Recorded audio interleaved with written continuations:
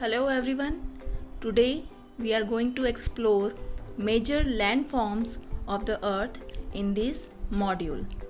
You must have seen some of the landform features, right?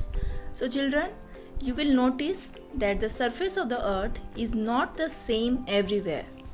The earth has an infinite variety of landforms. Some parts of the lithosphere may be rugged and some flat. So let's proceed this module to discuss them all. Landforms. Landforms are natural shapes or features of the earth. Landforms include mountains, valleys, plateaus, plains, island, and peninsula. The various landforms on the earth's surface are a result of two types of process. First one is internal force. It occurs beneath the surface of the earth. It causes natural devastation and physical change in the earth's surface, like earthquake, volcanoes, and formation of mountains or valleys. The second force is external force. It occurs above the surface of the earth. It causes physical change in the earth's surface, like sea, arches, mushroom rock, seashore, sand dunes, etc. Mountains. A mountain is a large landform that rises above the surrounding land in a limited area, usually in the form of a peak. A mountain is any natural elevation of the earth's surface. The mountains may have a small summit and a broad base. It is considerably higher than the surrounding area. Some mountains are even higher than the clouds. As you go higher, the climate becomes colder. Some mountains occur in long chains called ranges. Some mountain peaks are permanently covered with snow. There are permanently frozen rivers of ice. They are called glaciers. There are some mountains you cannot see as they are under the sea. Because of harsh climate, less people live in the mountain areas. Since the slopes are steep, less land is available for farming. Types of mountains.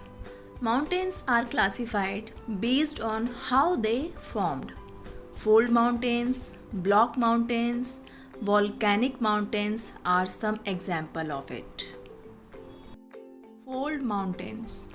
Fold mountains are formed when two plates collide head on and their edges crumbled much the same way as a piece of paper folds when pushed together.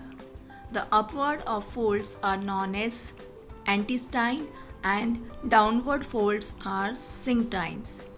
Fold mountains are the most common type of mountain.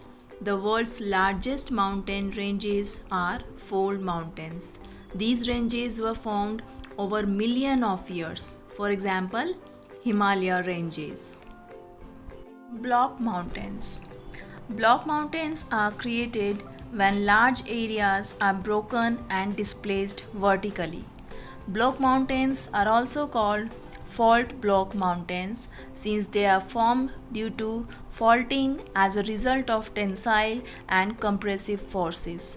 Basically, such mountains are formed when cracks or faults occur in the earth crust and the land between the crack sinks, leaving upstanding blocks on either side. Volcanic mountains.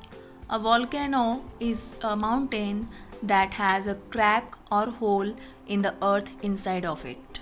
A volcano is a rupture in the crust of a planetary mass object such as Earth that allows hot lava, volcanic ash, and gases to escape from a magma chamber below the surface.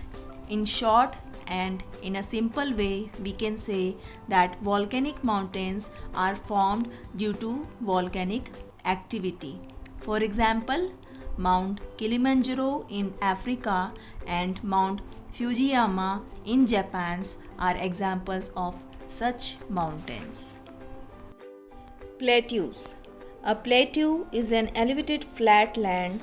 It is a flat topped tableland standing above the surrounding area. A plateau may have one or more sides with steep slopes. The height of plateaus often varies from few hundred meters to several thousand meters. Plateaus, like mountains, may be young or old. The Deccan Plateau in India is one of the oldest plateaus. The East African Plateau in Kenya, Tanzania, and Uganda, and the Western Plateau of Australia are other examples. The Tibet Plateau is the highest plateau in the world with a height of 4,000 to 6,000 meters above the mean sea level. Plateaus are very useful because they are rich in mineral deposits. As a result, many of the mining areas in the world are located in the plateau areas. Plains. Plains are large stretches of flat land. They are generally not more than 200 meters above mean sea level. Some plains are extremely level. Others may be slightly rolling and undulating. Most of the plains are formed by rivers and their tributaries. The rivers flow down the slopes of mountains and erode them. They carry forward the eroded material, then they deposit their load consisting of stones, sand, and silt along their courses and in their valleys. It is from these deposits that plains are formed. Generally, plains are very fertile. Construction of transport network is easy. Thus, these plains are very thickly populated regions of the world. I hope children, now you understood that landforms on the earth's surface have influenced human life in different ways. So, I will conclude this chapter here. Have a nice day to all of you.